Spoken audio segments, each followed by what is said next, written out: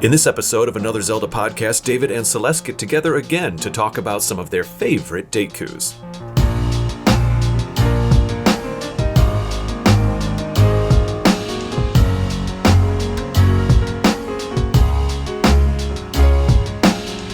Hello and welcome to Another Zelda podcast. I'm your host, David Geisler. I'm your co-host today because I am joined by my co-host, Celeste Roberts. Celeste, how are you? I'm good. I'm so happy we are meeting in person again. I know, it's great. It's a fun way to kind of pepper in a couple more episodes at the end of season 5 here.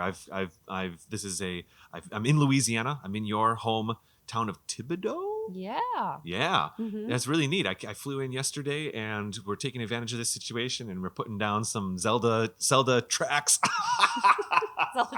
Yes, we're recording some episodes. David made a long and arduous journey all the way to Louisiana. He didn't actually fly here. He just walked. I'm just kidding. Is that what it was? That's what I did? Yeah. Yeah, right. I think you can take a train here from Chicago, isn't that right? I think my boyfriend Timmy was telling us last night, he looked up the Amtrak route, and I think it's about a 17-hour train ride. Oh, okay. All right, cool. Mm-hmm. Yeah, the drive is, I don't know what the drive is. But anyway, yeah, I came in and it was fun. It's such a treat to actually be in person. For the past 2 years, you and I have been doing episodes here and there, but we've been doing them online and, over a Zoom call or whatever. And it's so nice to just be in the same room and be talking about this stuff. Tonight, we're talking about Deku. Our favorite Deku. It's been a long time since we've done a favorite, I guess, species episode. Yes. We had favorite Gorons back in like the 8th episode of season 1, way back in the day. And I think in season 2 we did favorite Zoras. Kate and I did. And then I stayed away from the favorite, cultures, groups, species, whatever you want to call them. And I felt like it's just time. Let's just do it. And so we're doing a day. I think we still have to do a Gerudo. We still have to do a Rito eventually. I think there's a few that we can take a look at. But we went for Deku. I'm not sure why. Maybe just because they show up in Majora's Mask. I'm not sure. Oh, and spoiler alert, they're kind of only in Majora's Mask when you're speaking about like specific characters that are Deku. I'm getting side-eye from Celeste. Maybe there's more that I haven't thought about. They're not necessarily named, but I have some that stick out to me that are not. I can't wait. In Majora's Mask. I can't wait. So that's what we're going to be talking about today. I think I'm going to jump into our listener feedback right off the bat. Let's do it. Looks like there's like 5 or 6 here today. The first one is a YouTube comment by Ricardo Mata for the Hyrule Fantasy episode, season 1, episode 14. Now, this episode was the very first, kind of once a season, I try to do a behind-the-scenes episode, what I kind of call a behind-the-scenes episode, where I'll literally research a game and see how much I can learn about it and try to put it all together as a bit of a story and put my notes together. And I usually then basically dictate those notes to Kate or whoever my co-host is at the time, and we tell the story. Well, this was the episode where I told the story of the making of the very first Legend of Zelda ever. And to be honest, it was a highlight for me. I loved making this episode, recording this episode, and doing it. So the Hyrule Fantasy, which of course was the name of the original Legend of Zelda before it came out, this is what Ricardo Mata has to say over on YouTube. Discovered this 5 days ago, and I'm listening to at least 2 a day. This episode so far is my favorite. Well, thanks, Ricardo. It's mine too. Though the items episode was a close second. I remember spending so much time playing the first game when I was young, visiting friends who also played the game to see how they did at it. Looking forward to catching up on all your episodes. Hope this goes on forever. Oh, wouldn't that be nice, David? Like, even if we're in our 90s, still talking about The Legend of Zelda. We're in season 5, and I don't think we're even close to running out of things to talk about when it comes to Legend of Zelda. Because there's so many different perspectives and avenues to take. Yeah, fine, you can review the games, which we love to do. Yeah, fine, you can build a bunch of top 10 lists, which we love to do. Yeah, fine, you can, speak to... Well, okay, fine, okay. But what you can also do is, in many ways, because The Legend of Zelda has spanned almost 30 years and, arguably 22 to 25 games, depending on if you're counting all the remakes and whatnot, it really can sometimes become sometimes the podcast can become really a conversation about the history of video games anyway. You know what I mean? Because we have all of these different Zelda games that are existing at different points in the history of video game culture and creation and medium that I think there's so much to be talked about. It's really great. Anyways, moving on here. Frolf Luberg of our left a comment on YouTube for our bars and restaurants episode. Now, that was this season. That was episode 5, season 5. That Ryan Kuhn from the Brothers-in-Law podcast actually was the guest co-host on that show. And Froof Loberg here says, I just wanted to stop by and say hi. Oh, and say that I love your show. It's great to listen to. Also, both your laughs are so iconic by now. I think he's speaking to Kate's laugh and my laugh. Kate has a laugh that it drives me crazy in a good way forever and ever and ever. I am excited for more Spirit tracks in Phantom Hourglass, as they were basically my first Zelda games. Love the great show, and thanks for doing it. Yeah, I still need to play Spirit Tracks. It's my one Zelda game that I have not yet played. Wow. At all. Like at all. I booted it up once. I put the cartridge in on my 3DS. It was a DS game, but I put it in my 3DS. I got to the title screen and I realized, wait. I did it at a point in my life where I was probably playing another Zelda game in the middle of making this show. Maybe it was a year or two ago, and I realized, oh no, I want to play this when I can give it my full attention and not just like play the first dungeon by accident and then put it down for 2 or 3 years. So I'm waiting for that moment. Actually, I kind of remember what happened. I had put it in, but then I finally got A Link Between Worlds for my actual 3DS. And I started playing that, and I didn't want to play two games at the same time, especially two on the same-ish system and all of that. Sometimes I do bounce around from Zelda game to Zelda game, but then I can get then you start remembering events from wrong games and all that kind of stuff. You know what I mean? Celeste, I wanted to ask you, bars and restaurants. Do you have a favorite bar and or restaurant in any of the Zelda games?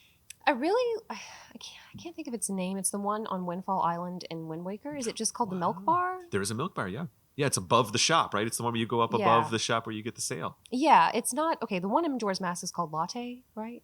Oh, is that correct? It might be. Or is it just called the Milk Bar? I'm blanking, but I know they serve Chateau Romani. That's what they serve over there. But the one I'm talking about, and forgive me, this is what happened. We'll just say the milk bar above the shop. It's okay. The milk we bar all know it. above the shop. I really like that one because you have this. I'm assuming there's a window that you can't see, but the view of the Great Sea while you're drinking a nice cocktail or maybe some coffee. How nice would that be? What about yours? Oh, I don't know. I don't spend. It's so weird when I play Zelda games. I actually don't spend too. So I don't know. I think I usually go into like these like cafe. Oh, I have a favorite. I know what it is, but it also shows up. Okay, yeah. I have a favorite, but I have it. It's going to show up in a future episode because I have it in my show notes for a future episode. But I guess I'll just also speak about it right now. I'm not. This is a little bit of a teaser for a future episode that you and I are doing in a few episodes from now, of which I've already put my notes together for. And I think my all-time favorite cafe / shop or bar or restaurant experience. It's the Hyrule Cafe in Castletown in Twilight Princess. That's over to the left side of the main experience, the main fountain. The reason I sighed just now is because the truth is, from a story point of view, not much goes down there, not much happens. But its rendering and the way it was designed and the way it's built is, if it were in real life, yes, that's the cafe I would be at. And I'll just leave it at that because I'll return to that a little bit later in a future episode. Let's see here. Moving forward, Dylan Worster over on this, looks like it's probably Instagram, would you say? Maybe Twitter. This might be Twitter with those. I don't know. Anyways, Twitter or Instagram. Dylan says here, it's D_worst38. It might be Twitter. Hey, Kate and David, I found AZP a couple months ago, and since then I've started watching all the episodes from the beginning. I just finished season 2, and hearing your guys' love for Twilight Princess made me go out and play it for the first time myself. It really is a great game.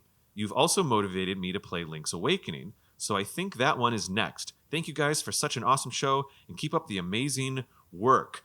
Celeste, I don't know if I've ever really truly asked you your opinions on Twilight Princess.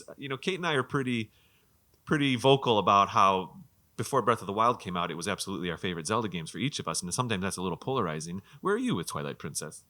I think I might have said it before here or in an episode with Boss Rush Network, but I've said, Twilight Princess is my favorite one, but I have to be honest, it kind of fluctuates between Twilight Princess and Ocarina of Time as my top Zelda game, I guess, if I had to pick one. I love Twilight Princess. Many view Twilight Princess as kind of a spiritual successor to Ocarina. It's kind of like Ocarina made again, even though it is so different. With the hero shade, you mean? Especially? Well, I just remember, when Ocarina of Time came out, and then after that was Majora's Mask, and that was very different than Ocarina. And then after that was Wind Waker, which was aesthetically and functionally very different from Ocarina. And when Twilight Princess came out, it was, sometimes I've said it in the past, but when I first started playing Twilight Princess, its visual style and the way it played was what I always imagined Ocarina to be like when I was a kid playing Ocarina. Yes. So it was like a further realization of a similar style of storytelling and a similar style of world, you know? And then in many ways, kind of Breath of the Wild now weirdly has become that for me from Twilight Princess. But anyway. I love that version of Link the most. Out of all the versions of Link, aesthetically, that's the most pleasing. I think it's the oldest version. I think he's 14 or 18. Twilight Princess? Yeah, the Twilight Princess Link, I think, is the oldest version of Link in Okay. any of the games. Essentially, he's a teenager, where in many of the Zelda games, he's a kid. Well, thank you for that, Dylan. Let's see. Moving on over on YouTube. Oh my gosh, here's an oldie, an old cut. Episode 4 from Season 1. Our Breath of the Wild end of game thoughts. Both Kate and I had just finished Breath of the Wild, and we thought we don't usually like to do like timely episodes on AZP, but we had finished it and we thought we'd discuss it. Green Girl here says, I started listening to your podcasts recently and I love them. I've never been the type to play many video games, and Breath of the Wild is the only Zelda game I've played. Very interesting. But listening to your podcast has given me such a cool insider look to it all. I played Breath of the Wild for the first time probably 3 years ago, and I played consistently for a while, but stopped recently. Now I'm waiting for the arrival of Breath of the Wild 2. It's also so awesome hearing you guys talk about future ideas when we now know what the next game will be about. So I think this was at a time, maybe this might even be post Tears of the Kingdom, honestly, this comment. The Tears of the Kingdom reveal. I'm pleasantly optimistic about Tears of the Kingdom. How are you feeling about it all? I'm really thinking about taking off of work the day it releases. I've never done that for a video game. I have heard people do it, and by golly, I think I'm gonna do it. Will you make a video series about it and we'll put it on the YouTube channel? No? A little personal, Stream. a little audio journal. We'll put it on our Patreon. Oh, that would be so bonus Dear episode. Diary. That'd be cool. That'd be fun, actually. I just can't think about it. Well, thank you, Green Girl. Thank you very much. Super cool. I love when we hear these stories. We get this from time to time where someone's like, oh, I didn't play much, but I played like one Zelda game, and because of AZP, I want to try the other ones. And that is, if this podcast has one mission, it is to celebrate and encourage people to try out other Zelda games that they haven't played yet. You know what I mean? And so I'm so happy to hear that. Let's see here. This is Savannah Watson. A little bit longer here, so I'm going to just kind of get into it. Savannah Watson on our favorite Zelda TV commercials episode, Season 3, Episode 1. Savannah here says, hello.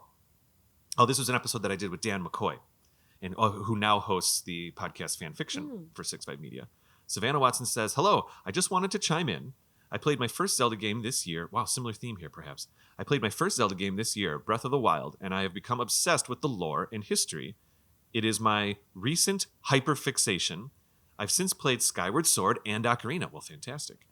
I hope to play them all. I love listening to this podcast. I work from home as a cookie decorator for events, so I have a lot of time where I listen to music or podcasts. That's cool already. I wonder if she's ever had to decorate Zelda-themed cookies. And I have listened to the first 2 seasons in the last week or so. Need I say again, a lot of time. Just wanted to comment how I thought it was ironic, maybe sad, how you mentioned both wanting to do meetups more and limit Skyping for that year. Listening to it in 2022 now, of all the crazy things that went down, I couldn't help but chuckle. It was a total opposite. Anyway, love the podcast tremendously, and I'm excited to catch up all the way. Yes, Savannah, I can speak to that. This was our first episode of Season 3, Celeste, where you might even recall we did have to get a little bit more creative with how we started recording the episodes. And it's true that this episode was technically, this is old enough now, this is 2.5 seasons ago. This episode was recorded before, at least before Chicago shut down. You know what I mean? For COVID. And it's true, we were saying, oh, Season 3, yeah, we're going to do meetups, we're going to do live episodes and all that. And now, we're 2.5 years later, and it's finally the world, over the last 4, 5, 6 months, has finally kind of returned to some version of normalcy. And it has inspired me to try to do some meetups and things like that. I guess this comment here is a way to like kind of light a fire here and remind me that it's something that we did prioritize a while back, and then we just kind of all tried to survive the last 2 years. And it would be awesome. I mean, meetups are fantastic, And Chicago, there's enough people that live in Chicago, in the Chicago area, that might be possible. You're going to a little meetup, a video game convention this Sunday, aren't you? Here in Yes. Louisiana. After we drop you off at the airport, unfortunately. I know that means I can't go. I know. There's a little event called a Nerd Swap Mini, Hmm. and they usually have a regular Nerd Swap. It's a new thing, but it's going to have a trunk or treat, and there will be different artists and people who sell video games and other paraphernalia. So I'm excited. Yeah, that'll be neat. I actually am sad that I'm missing it. That was one of the reasons why I'd kind of come down here, but it's okay. Over on YouTube, Nick Danon said, "Hey David, this is on the episode most bothersome baddies, which I recorded with a fellow Zelda fan in Chicago, Alyssa. Hey David, another great episode. I only recently discovered this podcast, and I've been listening to it every day at work. It really makes the time fly by. It's been interesting listening from the start in the year 2022. I can kind of piece together when each episode came out based on when you start talking about newer Zelda releases like Link's Awakening remake. I hope that the Skyward Sword Switch version comes out in time for you to review that game." Ooh, this might be an old comment. It sounds like you'd really like the changes they made. Here's a useful tip for dealing with those pesky Octoroks in Breath of the Wild. With a well-timed shield parry, you can bounce those rocks right back at them, and at a close enough range, you don't even need to parry. Simply having your shield out should be enough to bounce the rocks right back at them. I had no idea. I've never parried a rock back at an Octorok in Breath of the Wild. You haven't done like with the. Oh my goodness. When they start shooting stuff at me, when they start spitting their rocks at me, I usually just run away. I take out my bow and arrow and then I shoot them, and then I'm good. The Guardians, like how you can parry the laser with the Guardians. Oh, I've tried that for sure. Yeah, yeah. just not with the. I mean, I've parried in Breath of the Wild, but like parrying the Octorok's stones. Specifically. Yeah, I've never tried that strategy. Okay. Not bad. I'm gonna give it a go. All right, Celeste. You ready? How you feeling about favorite Deku? I have to be honest with you. This one was a little challenging. It was so much more difficult than I ever expected it to be. I do want to be honest about it because, and it's not that they're not cool, but how do I? They aren't given as much spotlight or limelight as other races. Yeah. In the Zelda series, and I don't know if you're going to be speaking about this, but they kind of remind me of the Zora a little bit because... Whoa, you just blew my mind. There are versions of Deku that are benevolent, Oh. and there are Zora that are benevolent, and then there are Zora that attack Link, and then there are Deku that attack Link. Yeah. So... Yeah. I think another similarity there is both Deku and Zora originated as essentially just like low-key enemies in the Zelda games, and then eventually were matured into actual cultures and stuff in future games. And actually, that speaks. So it's interesting if we're gonna kind of piggyback off this Zora Deku thing. The Zora really became their own in Ocarina of Time. Of course, that's when we started. And technically, there's a difference between River Zora and Ocean Zora, and that's kind of how Nintendo motivated the lore of the more advanced culture. But like at this point, Zora are basically like almost like elves or something in Zelda games. Like this high echelon of some kind of like what's the word? Royal, almost royal is what I was trying to say. Royalty structure where there's a king and all of that kind of stuff. But with the Deku, they did exist as the first time we saw a Deku scrub be not necessarily a straight out enemy is in Ocarina of Time. And actually, you do use your shield. Wow, this is kind of on point. It's not the Octoroks, but it's the Deku. They spit seeds at you, and if you bounce it back at them, they basically become little vendors, little shopkeepers, and they can sell you a shield or whatever. And then if you don't want to buy or you do buy, they just go back down in and they mind their own business.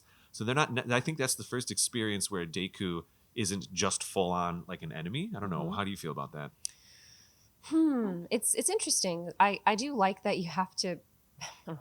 Like is the right. It's interesting. It's amusing that you have to attack them to have them almost surrender and say, "Okay, I'm going to sell you something. Please spare my life." I mean, yeah, that's that's another way of looking at it. Yeah, they're like, "Hey, get out of here! Hey, get out of here!" I mean, now that you got me, I can sell you this. Yeah, I see you mean business, so I'll mean business too. Yeah, interesting. I never framed it that way. I think of it as like, "Please spare me." I think I will forever see it that way too now. Tainted your view. Oh, it's okay. It's fine. But the Deku really became a culture, I guess you could say, in Majora's Mask, in my opinion. I do have to agree. I do. If Okay. to Yeah. say that they're represented like the Gorons and the Zora. Well, obviously in Majora's Mask it's a little bit on the nose because the Deku mask, the Zora mask, and the Goron mask are the three Mm-hmm. main kind of other cultures that you experience. Which is interesting that they chose the Deku, who can also be enemies. Well, yeah, we're right, but that's a little bit like a year or two before they chose the Zora, which previously were enemies. Mm-hmm. Let's stay on our theme here of the Okay. episode because I don't want this to turn into a deep dive episode just yet. But this is technically favorite Dekus. Got it. Deku. I even accidentally have in my notes favorite Deku scrubs, but that's not obviously the case. There's many. Deku is I guess a species or something like that. So I have a few here. Some of them many of them are from Majora's Mask. Some of them are not. And why don't we, since I've been kind of talking a little bit more with all this intro stuff, why don't we have you drop one of your first favorite Dekus? And I do want to stress this is not in a particular order. Nope, these are just things we're thinking about. Okay. They don't necessarily have a name, but they are in this area called the Forest Stage in Ocarina of Time. Do you know what I'm talking about, David? Are you talking about Deku Babas? No. Okay. No. Okay. So I absolutely love this part. It's kind of hidden. It's in the Lost Woods, I believe. You might see some little butterflies floating above a little piece of grass in one of the sections that you're running through, and you fall down this hole. Okay. And there are these little young Deku who appear, and they want Link to entertain him. What? And there's even a sign, I think, near it or somewhere in the Lost Woods that talk about like a fashion show or something. No. You've never done this? I don't. I kind of Unless rip through like Lost Woods. I usually don't in Ocarina of Time. I don't really want to be in there, and I don't spend much time, so I kind of just book it to wherever I need to go. Okay. You know how you can acquire different masks, like the Keaton mask and the Skull mask and Spooky mask and everything. You are blowing my mind right now. So you wear different masks, and they'll have different reactions. So they'll do one of 5 things. May I read what they do? Please. Okay. I'm enthralled. Captivated? Okay. So the best mask to wear is the Skull mask. They will be amazed and give Link a reward. And this is what one of them says. Like, they gather around Link and they're all excited. All of the young Deku Scrub brothers agree. You look exactly like our sacred forest totem. Wow. As an offering from us, please accept these Deku sticks. We will also enhance your carrying skills. Abracadabra, alakazam. So let me see what it says. Do they increase your wallet or? No, not your wallet. Oh, okay. The young hero will receive an upgrade which allows him to carry more Deku sticks if he wears the Skull mask. They're delighted. They absolutely love it. But now that again, I'm not trying to turn this into a deep dive episode, okay, but forest totem, okay, whatever. Yeah. That's interesting. It's a skull mask? It's the skull mask. It's like a force one? Mm-hmm. So if you wear the mask of truth, they will hate his mask, but they will give him a reward for trying, like A for effort. Wow, interesting. If you wear the spooky mask, they hate it and they will shoot nuts at you, kind of like throwing tomatoes at someone you're unhappy with.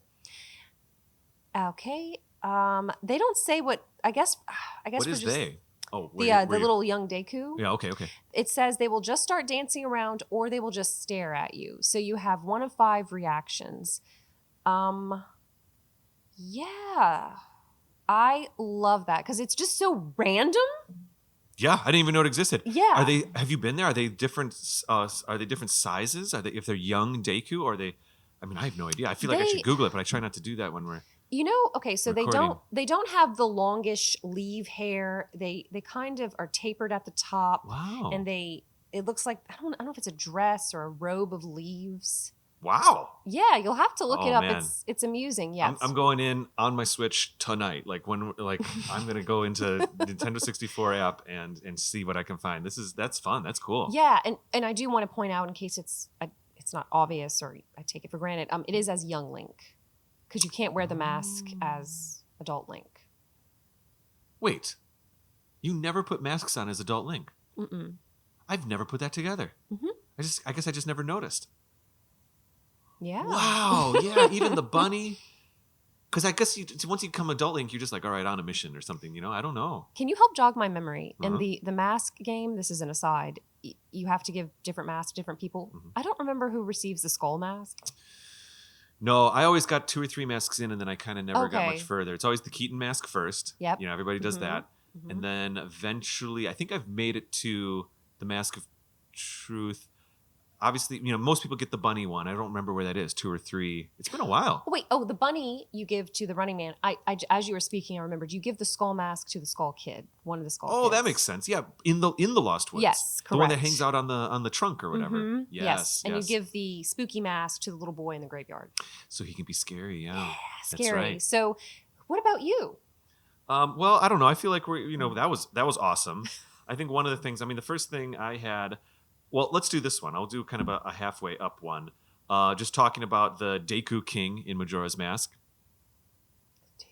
The Deku King. He's the one that gets he gets upset and he's captured some people, and I think he's even captured a monkey, and they're very misunderstood. And the one thing that's interesting about the Deku and by the Deku King, and by extension all the Deku in Majora's Mask, is that we just started this episode saying like, oh, they've become nice finally in Majora's Mask. Well, not really. You actually have to pretend to be a Deku to even go into their kingdom. They're not super happy if you're a human and you're around. They're a little xenophobic.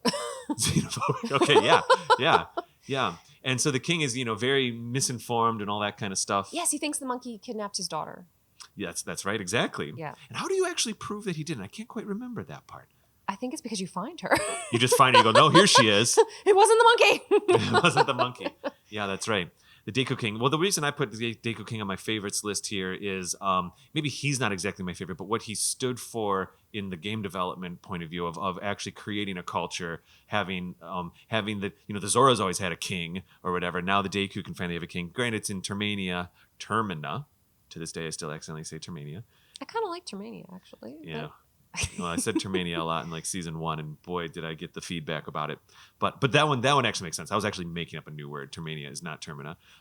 So in Termina, but the idea that we at least have a king and we have a little bit of a culture was cool to me. I love it. So I just want to throw him in there. He's kind of a jerk, but yeah. I'm not like, oh, I can't go wait to see the king, but I thought it was like notable to put him in. I agree. I'm glad you brought that up. He's amusing, and his head is huge. Yeah. Or his crown, I guess. I think it's supposed to look like a crown, but I think it's technically like a big old bulb on his head, like leaves in a bulb that would turn into something truly. And that's when we see that the Deku can look very different as well.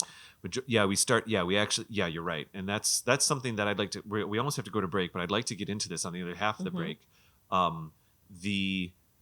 Like where and why and how the Deku look different. I have thoughts, and some of that's expressed in some of my other Deku picks here. I can't wait. Maybe we do go to break. Right. It's like a few minutes early, but I say we just do it and we come back so we can like jump into this. Thank you for listening to our Deku episode. The first half of it. Yeah. That felt like a goodbye that was there, all Celeste. the Deku. I'm just kidding. Well, that's both of them. There are many more, we promise. There are more, and then it gets complicated because I have some Deku that I feel like is questionable if they're Deku or not. But anyways, we'll come back from the break. All right. In just a bit. We'll see you.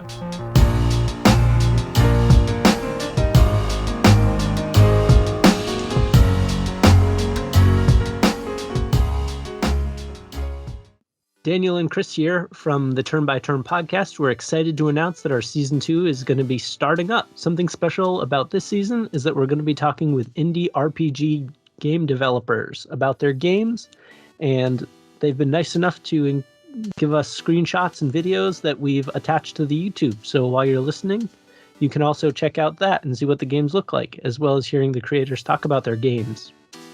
We have a lot of really interesting stuff in store, and Chris is on this ad too. Anything else to add?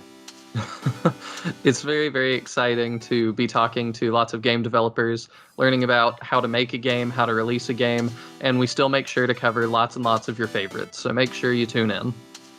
Thank you for listening. Bye. All right, maybe we should write something down. I think it sounded fairly organic. Yeah, it did.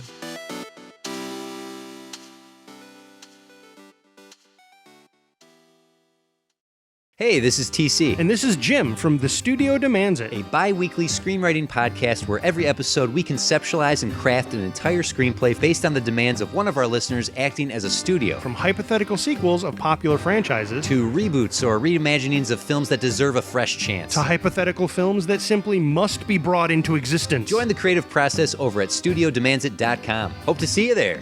See... Well, I can't see us. Hope to hear them there? Hope to hear us there. Yep.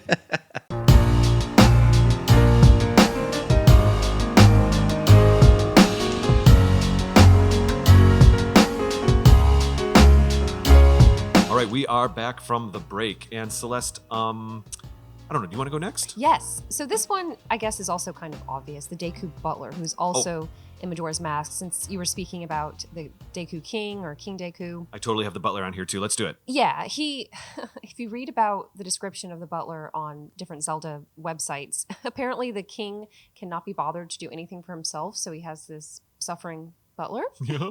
who comes across as very logical and level-headed, and he's very worried about how the king is treating this monkey, but he can't calm him down. Nobody can calm him down. I would argue he is one of the most fleshed out Deku. Yeah, I think so. Well, because you interact with him a little bit more. Mm-hmm. So he has to be. You learn more about him. You care. I feel as though he's a character you should care about. He has a bit more of an iconic look as well. Mm-hmm. You know, that's the thing that's interesting is there's a little bit of artistic license with some of these Deku, and I guess we'll talk about like where they come from and how they come from in a bit. But you know, one thing that I notice about the Deku Butler is that he's less leafy and more bushy. Does that sound right? Like his hair is more like bushes than it is just like weird leaves hanging down, which is Little like circles. yeah. Oh my gosh. Maybe he's a bit more manicured. Maybe he waters himself a little bit more and has proper green leaves up on his head. And Yes. you know what I mean? He's trimming them into these little buns that he has. He has I think he has a little mustache too. He does. I don't know. I'm looking at it right now. That does not. I'm actually looking at a picture of him right now, and I don't know if they look particularly leafy. Maybe they're like viney and kind of like long green leaves. But of course, all the Deku have the red glowing eyes and the weird circle mouth that spits out, that can spit out seeds. Yeah, the Deku Butler is interesting. We also kind of by extension maybe need to speak about his son. Yes. You find out that, well, you talk with him because the Deku princess tells you, hey, the Deku Butler wants to see you. Thank you for rescuing me and everything. And you can have this race with him, and he talks about how he and his son used to race. And you're like, oh, your son. Okay, whatever. Yeah. At the end of the game, during the credits, you see him mourning. His arms are shaking as he's kneeling down before this kind of I don't know if carcass is the right word. I think we could say that it's a bit much, but I get it. Yeah, like you know, it's a little bit. Yeah.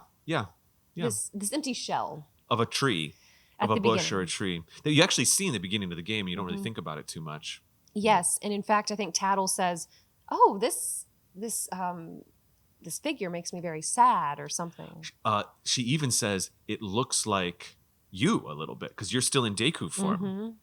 So Tattle recognizes that it's like Deku, you know? And the butler says, you remind me of my son.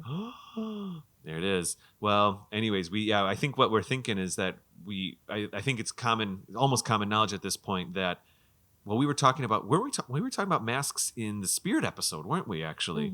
And in Majora's Mask, a mask that will literally transform you, and I guess Link, will literally transform Link into a different form. Those masks need to be empowered or imbued with a spirit of a living creature. In other words, when Link gets the Zora mask in Majora's Mask, he meets a Zora who is dying, and that Zora basically says, "Here, take my spirit, and make this mask." Okay, and a very similar thing happens with the Gorons. What's interesting about Majora's Mask is that Link doesn't meet a dead character or a dying character for his Deku mask. In fact, he gets transformed as a Deku by Skull Kid wearing Majora's Mask right in the beginning. He doesn't even know why or how. And so when you read between the lines, it's decided that the butler's son probably met a terrible fate by way of Majora's Mask on Skull Kid, and that somehow that character was defeated. What's the nicest way of saying this? David. What? You just blew my mind. What? when the Happy Mask salesman says you've met with a terrible fate, haven't you? Is he talking to Link or is he talking to the butler's son? Maybe he thinks it's the butler's son. Mm-hmm. Dang. You just blew my mind when you said, "Oh, the butler's son has met with a terrible fate." Perhaps.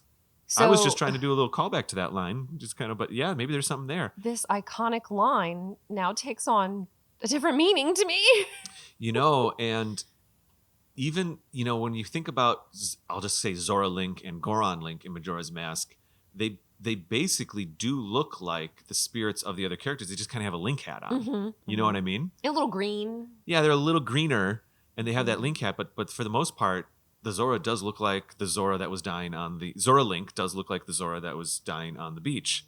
So maybe Deku Link with the big old head and stuff really actually does look a lot like the butler's son. Because so many of the characters you run into, depending on who you're dressed as or taking the form of, they're like, "Oh, hey, Darmani. Hey, McCall." Yeah, that's right. Oh, thank you for reminding me of their names.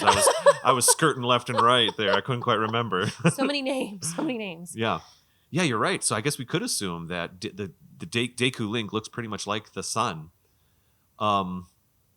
Yeah. And you can't. Yeah.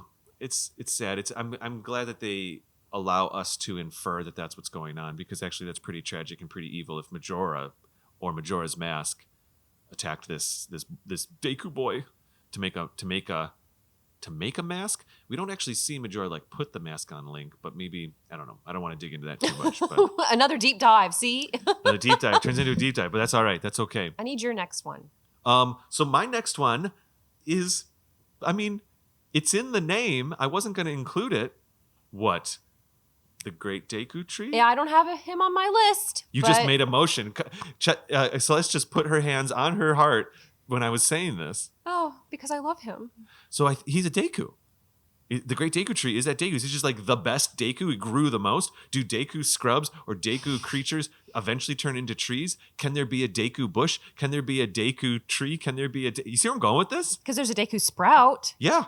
Who takes on the new form of... You're absolutely Deku right. tree. And eventually that Deku Sprout would probably grow into a tree as well. So Deku are very interesting because they kind of come from and are informed by where and how they seed, I think, a little bit. You know what I mean? Like, I think they are grown. Wait a minute. Yeah. For example, the Deku Sprout, I think, is a tree, will be a tree. Okay. You know what I mean?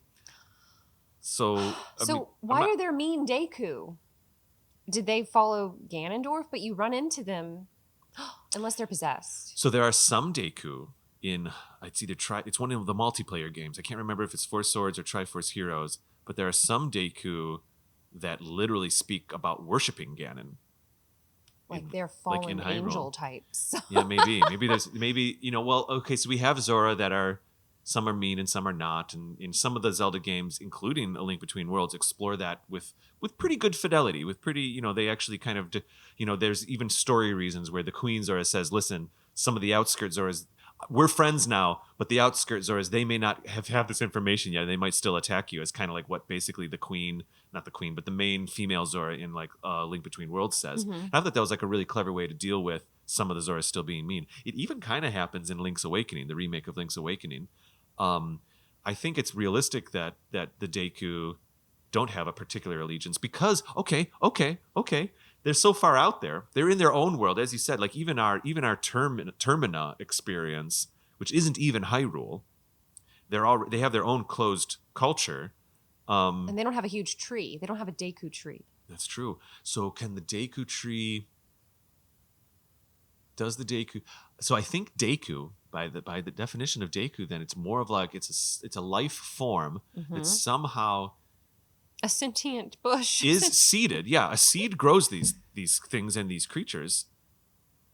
But the Great Deku Tree is the one who watches over the Kokiri. So are the Kokiri... Hold on, David. I have notes about the Kokiri here. I was going to get into it a little bit later in the episode. Oh, wait. Well, let's try a few more Deku and let's Okay. put a pin in the Kokiri because I think that's how this conversation ends. Okay. Ooh, a big old smile from Celeste over here. Oh, is it my turn? Do I get Well, to... sure. Okay. Great Deku Tree. Is there anything we want to speak about the Great Deku Tree specifically? There's also a Great Deku Tree in Wind Waker. It's very much called the Deku Tree. In Oracle of Ages and Seasons, it is not called Deku. It's the Meiku Tree or whatever it is. And the other, I can't remember the other. It's called something else. What about... Okay, he is the only character in the game who speaks, I'm not sure if the correct term is Old or Middle English. You're right. Ye fairy, blah, blah, blah. Find. Have thou the courage. Yeah, there it is. So how old is he? Like, is he actually speaking Old English? You know, like, is he speaking like that because he's very old? The Great Deku Tree does not perish from old age. The Great Deku Tree perishes from Ganondorf, I guess, poisoning it. Mm-hmm. How long has he been around? How long has that Deku Tree been around? I mean, I don't think there's anything in the game that gives us this information, but my assumption is that it's like thousands of years. Thousands. Like, it's been around forever, you know what I mean? Wow. Yeah. But then that sprout grows pretty quick. If you think about it, only 7 years pass, and all of a sudden we have a sprout that's a couple feet tall. Well, I don't know. I don't think you see the But- sprout until you're an adult. Right, that's what I'm saying. After Yeah. 7 years pass, we go from no sprout to a sprout that's already 3 feet tall. Yeah, okay, yeah. Like, that's growing kind of fast if trees are thousands of years. But also, young trees literally grow faster than older trees. Like, Okay. you know, plants in general, when they really shoot out there and then they kind of calm down, and you could have a tree that's hundreds of years old and it's still growing, but it's not shooting out like it does when it's younger. So maybe there's a little bit of a curve to the growth chart of a tree, a Deku tree. I didn't realize we were horticulturists in this episode, but Yes, I we- love it. Or botanist.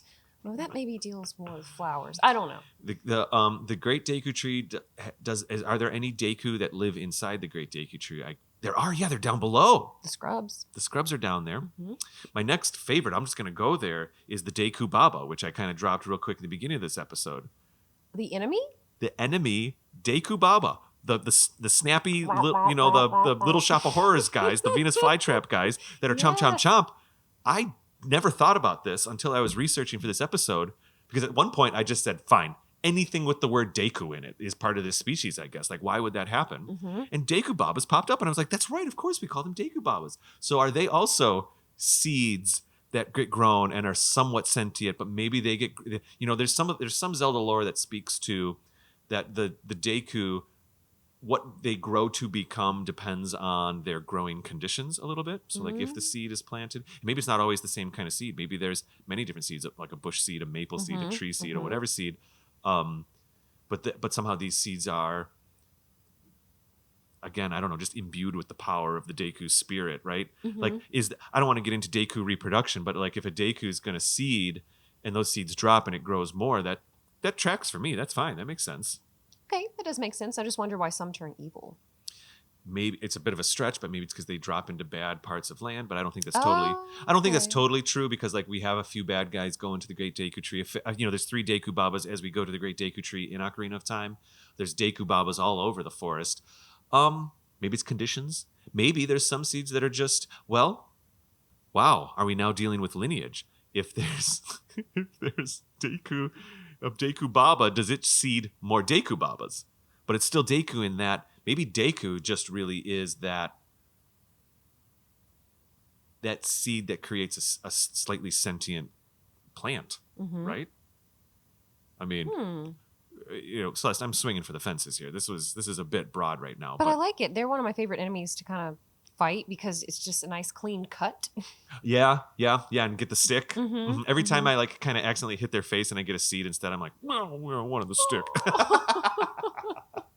That's hilarious.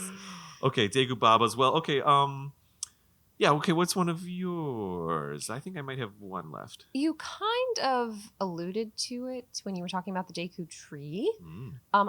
This one doesn't have a name, but I think it's iconic. I call it the 2-3-1 Deku scrub. You know what I'm talking about? Yeah.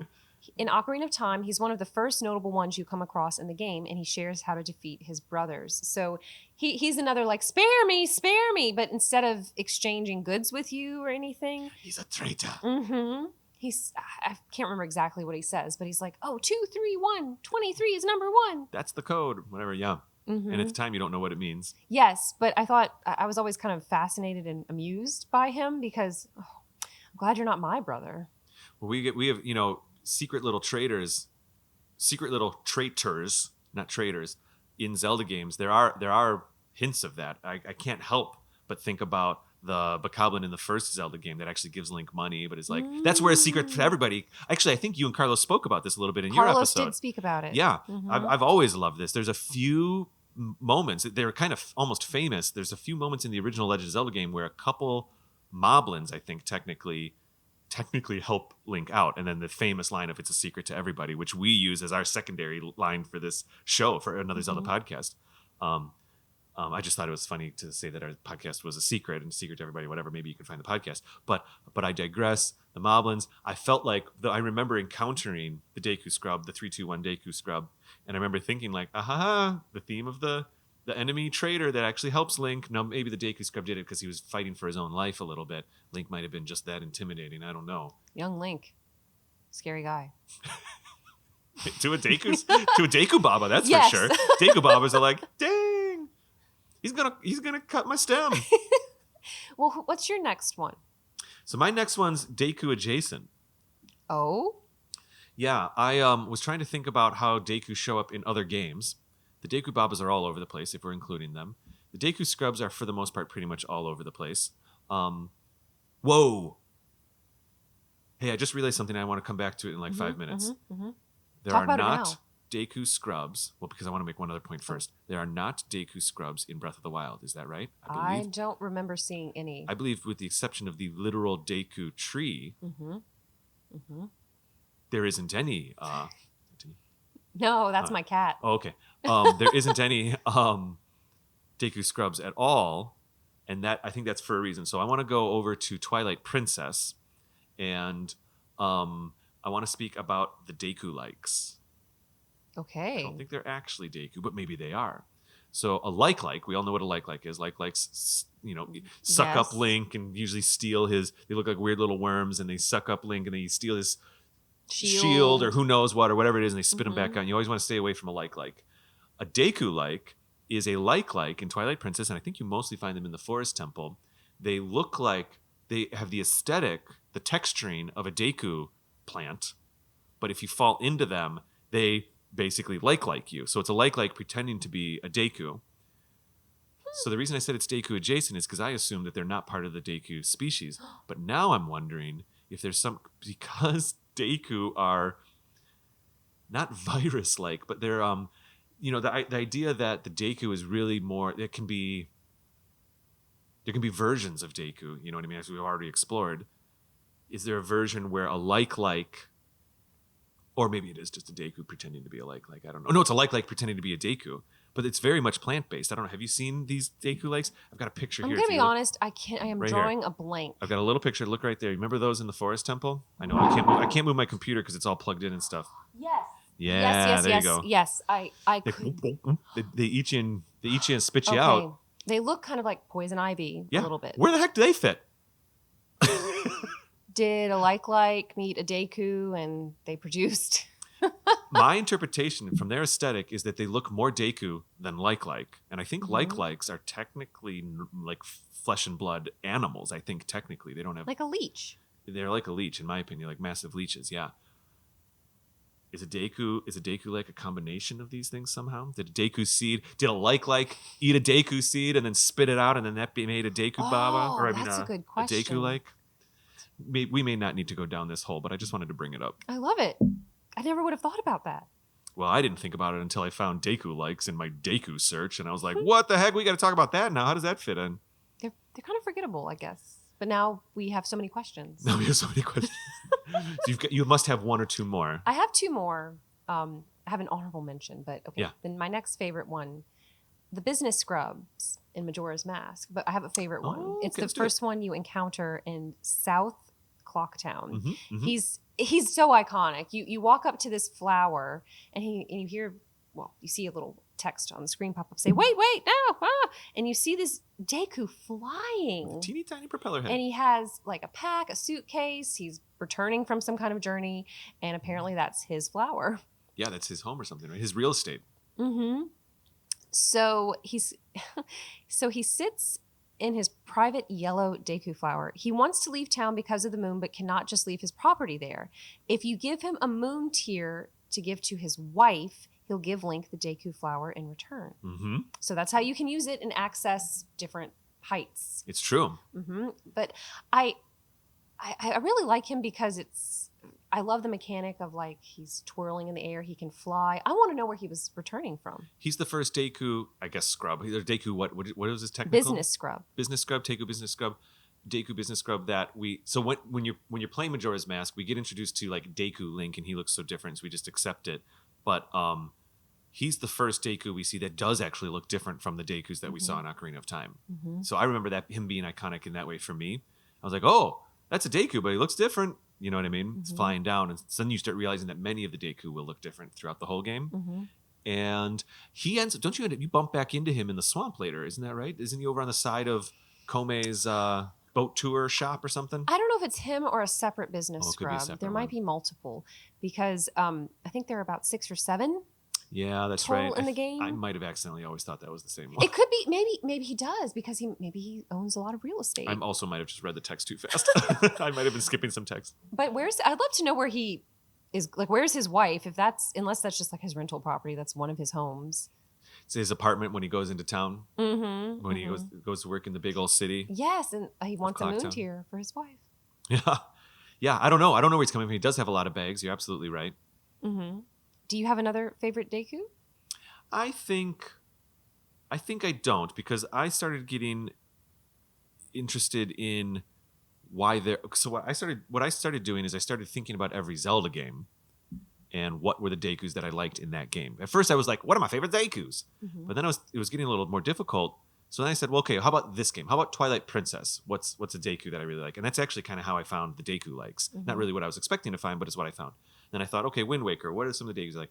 And I realized that after Majora's Mask, with the exception of just Deku scrubs in general, and then they kind of get a little weirdly blended with Octoroks after a while. Like in Skyward Sword, are those Octoroks or Dekus that spit at you in the forest? I think they're Octoroks. I think they are. Anyways, I started thinking about it, and I thought about the Great Deku Tree in Breath of the Wild. So, okay, fine. That could be another one. That's an honor. Certainly the Deku Tree in Breath of the Wild, but it's so close to the Deku Tree in Ocarina of Time. But that's a fun one. Let's speak about that just for a second. I like that the entire environment, that the Deku Tree takes up the entire environment. You can climb on this Deku Tree, which you couldn't do in Ocarina of Time.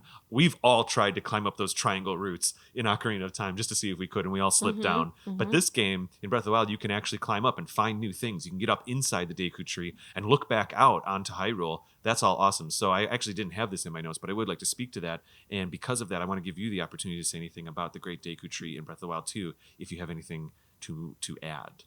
I think he's kind of an honorable mention. He doesn't stick out to me as much as the one in Ocarina of Time, to be honest with you. Sure. Or the one in Wind Waker. Yeah, that's right. The Wind Waker one had. So here's the thing. I was thinking about Breath of the Wild Deku Tree, and by extension, thematically very similar to the Wind Waker one, but there's Koroks all over the place. And I started thinking, well, wait a second, is a Korok a Deku? And I found some answers, but I think you have one more Deku to mention, so let's do that. Oh, it's an honorable mention. That's fine. Link as a Deku scrub. That's my honorable mention. I think he is adorable. I love how he spins to move faster. Sure. And he's very quirky and charming. And I love the little mouth or nose bubbles, like. Yeah. So the game is it's very dark. It's very grim. There is hope at the end, of course. But I find that the Deku scrub Link adds some whimsy in the game. Oh, sure. So it makes me smile. And you know what? I think it's a good balance, because as a player, I think I was in college. I think it was my first year of college when Majora's Mask actually came out. So I was basically technically like 18 or 19 years old, almost an adult, or I was an adult, or whatever, it doesn't matter. But I remember it being kind of horrific when Link got turned into the Deku scrub in the beginning of Majora's Mask. And the aesthetic, the glowing eyes, everything, I was kind of like, whoa, this is horrific. This is terrible. But then his cute little actions kind of compensate that. He waddles around. He has to jump up to grab doorknobs to open the door. Oh, that's so cute. And it's cute. So it does kind of keep a little bit of a sweet with the sour there, I think, with that Deku. Because otherwise it just would have been, if you were truly just like trapped in this crazy body for the first 1 or 2 hours you're playing the game, I don't really know how long technically 3 days is in that game. Maybe it is only like 15, 20 minutes, but it feels like a long time. It feels like hours. That first time you play before the actual game kicks in. You know what I mean? That first night where the moon falls and you actually get is it the ocarina from Skull Kid or whatever? Anyways, that's my comment about that. Oh, I love it. I forgot about the fact that he has to jump up to open the door. Yeah. Very cute. So are we about to do some Deku deep dives? Well, a little bit. We have a few minutes left here. I was really hard pressed. I was thinking about Breath of the Wild, then Wind Waker, and all these things, even Skyward Sword, and I realized, you know what, the Kokiri or the Koroks, they originated in Wind Waker in release order. When we're talking release order, games in release order, they originated in Wind Waker, and they also showed up in Skyward Sword. And in Wind Waker, the lore was that the Koroks, those little leafy guys jumping around, were actually the evolution of the Kokiri. That's part of Wind Waker lore. Is that those little leafy dudes jumping around are actually what were the children, not the exact children, generations later. You know, because Wind Waker takes place way in the future, I guess, from the point of view of Ocarina of Time. Hold up. What? The little I know they're not Hylians, like the humanoid. The humanoid elf Kokiri evolve into the Koroks in Wind Waker. Just like the Zoras evolve into the Rito. It's a thing. I guess it seems to me it would be the reverse. Like the Korok would evolve into the Kokiri. I concur. The Koroks feel like from a biological point of view, or from a dexterity and a fidelity point of view, they seem kind of de-evolved a little bit. I don't know, but that is part of it. Not sure why or how. I also think obviously the Zoras turning into Rito is a bit of a stretch, but that's just that Wind Waker went there with those two things. It's canon, it's lore, it's in there. The Koroks then also showed up in Skyward Sword, which I'm realizing right now, timeline-wise, is before Wind Waker. So what the heck? We've got Koroks, and then we go back to the Kokiri, and then we go back to the Koroks. Is that what happens? My mind is kind of blown right now. Well, yeah. It's reasons like this why I subscribe to the philosophy that Breath of the Wild's the only real one, and all the rest are just stories and legends, so they don't have to totally line up. But that's kind of a cop-out, even though I do like that idea very much. But anyway, so yeah, we got release order. We've got Koroks in Skyward Sword, and then we have Koroks in Breath of the Wild. Hey, did you know what Deku means? No, what? It's Japanese for puppet or wooden doll. Well, that's fascinating, because I would easily categorize the Koroks as that. Wooden doll? You know what I mean? And I don't know why, but sometime after Majora's Mask, for some reason after Majora's Mask, literally we get Majora's Mask where we actually get Deku as a culture. We see it. We at least see a Deku king. We see a whole monarchy. Yeah, monarchy. Yeah, exactly. Yeah, well said. The very next game, they're gone, and we get the Koroks. And I wonder why. I wonder what happened in the development of Zelda games over our real timeline. Because basically my interpretation is, and it's even gone all the way into Breath of the Wild now, that the Koroks have kind of taken the place of the Deku. And I don't know why. I wonder if you have any thoughts about that. Because all the little Koroks jumping around the great Deku tree in Wind Waker and Breath of the Wild could have easily... Because I thought to myself, when I was thinking about Breath of the Wild, I was like, well, do those Koroks, are they little seedlings of Deku? But they're not. So why... I don't know what to ask, but why did the Koroks replace the Deku in the story of Zelda game development? That's a great question. Is it okay? The Koroks are adorable. First of all, they're absolutely adorable. They're more. They're kind of mischievous. Like they don't do anything to harm Link, but they like to play games and they hide. Ha! You found me! Like you're playing this really long game of hide and seek that you don't even realize you're part of in Breath of the Wild. Are they kind of? They're kind of childlike, like the Kokiri. The only time we see Kokiri in their like pseudo-humanoid form is Ocarina of Time. I think we never see them otherwise. They are not in Majora's Mask. Right. Or but the Deku are. Maybe. Okay, wait, why? The Deku still exists, but kind of basically as bad guys. Are there Deku in Breath of the Wild? I think there are not. I don't think there is so. I'm not. The only thing that I remember spitting at me would be the Octoroks. I think we've phased away from Deku, and really the only Deku that's still... Celeste, I'm having a total brain blank moment. Are there Deku Baba in Breath of the Wild? I think there isn't. I think I'm thinking about Skyward Sword HD right now in my recent memory. Maybe. The Chomp Chomps? Yeah. I don't think there's any in Breath of the Wild. I think the only Deku is the Deku tree. Yeah. Maybe the Korok's just cuter, easier to market. Did something happen during that calamity Yeah, I don't experience? know. Why did the Deku get phased out? That was a major observation that I made as I was I just wanted to point it out. We don't have to solve it, but I noticed that as I was going forward in time in release order for games, it was harder and harder for me to find Deku characters to the point where it actually became non-existent. Mm-hmm. And basically they were replaced by Koroks, which technically are Kokiri. I actually have some more information on the Deku. Really? That might please. be interesting. They often appear as enemies, but despite their antagonistic nature, they tend to be friendly, at least when they believe it to be to their own benefit. Again, I'm going to tell you the code to defeat my brothers because I'm going to die otherwise. Yeah. It is rumored that a Deku Scrub's disposition can change drastically depending on the type of tree they are born from. Well, there we go. There's something.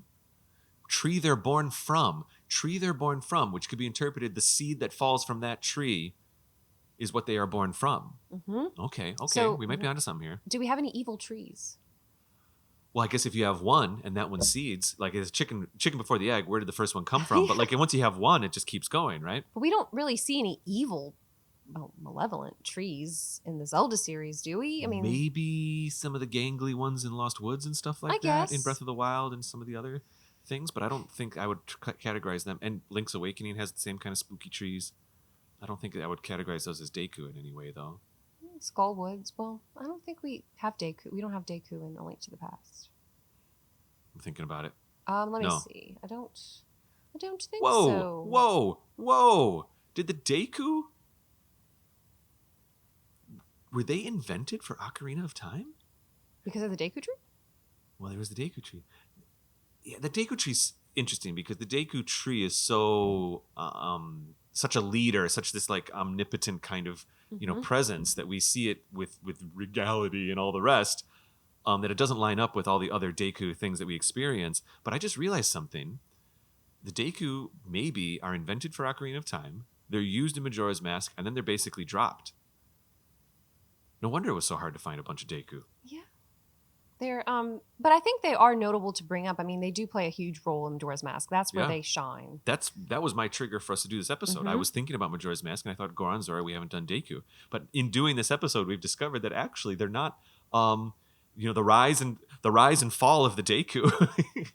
And can I say that the Deku Palace theme is one of my favorite Zelda themes ever? Ooh, I can't remember it offhand right now. Yeah. It's very medieval to me. Mm-hmm. Mm-hmm. Which maybe that explains why the Deku King is like he is. Maybe he's very old-fashioned. Oh, I see. Sure. Very medieval. Sure. I don't know. I wonder why. But anyways, that's interesting. So at this point, the Kokiri have taken over as Koroks, and I think Koroks will remain. I'm surprised neither of us brought up the Deku Princess. Well, I had her in my list, but we kind of mentioned her when we were talking about the king. Yes. If you have anything you'd like to say about her, I'm cool with it. I'm amused that you have to put her in a bottle to bring her back home, Yeah, and you have to dump her out in front of her dad. I feel like that was they didn't have very long to make Majora's Mask, and like behind the scenes, the way they write the code, the way you can store things in bottles. There's no size limit to that, and they literally can store a variable in a data set. And I think they were just like, okay, we need him to carry her back. Well, we're not going to model a backpack. We're not going to make a new system. I think they just wedged her into that system. I agree completely. It's pretty bonkers that you shove her into a bottle if we're thinking about it literally. And then she gets really mad at her dad and starts jumping on him. Oh, that's right. I forgot. That is one of the funniest scenes in a Zelda game. This monkey did not kidnap me. What are you doing? Oh, man, that's good. I don't want to put you on the spot, Celeste, but do you think you can do our outro? Oh my God. You can do. It doesn't really. There's no right or wrong way of doing this. There's no right or wrong. Okay, thank you. Well, I had a lot of fun talking about the Deku. I'm really happy they could get the spotlight that I think they do deserve. They're important to the Zelda lore and to the gameplay. At times a bit of a conundrum. It is. It is. So if you want to listen to other episodes, you can find us on Apple Podcasts, Spotify, Google Podcasts. You can even go to our website at anotherzeldapodcast.com, where we also have blogs and articles about all kinds of topics from our awesome blog writers and some guest writers. If you want to follow us on Twitter, we're at Another Zelda Pod. Instagram is Another Zelda Podcast. We also have Another Zelda Podcast. It's a Secret to Everybody on Facebook. That's right. Wow, you said the whole text string. That's absolutely the name of the group. You're right. Am I forgetting anything? No, I think that's it. YouTube. Yeah, we're on YouTube. Basically, the truth is, if you just Google Another Zelda podcast, we're in those. You'll find us. There's links. Links shall be found. People can find me on Twitter at Raptor Paint, Twitter and Instagram. Celeste, where can people find you? You can find me on Twitter at Fairy Crypt. Wonderful, and I guess that's it. So, we're gonna record another episode in a few weeks where we're doing what is it? It was favorite shops. That'll be a fun one. Hey, perfect for the holiday season, right? Yeah, right. It'll be. I think that one might come out after Thanksgiving, so it might be right in that like mega shopping time that happens in our culture here in America. Kismet. So I'll see you then. All right. Okay. Bye.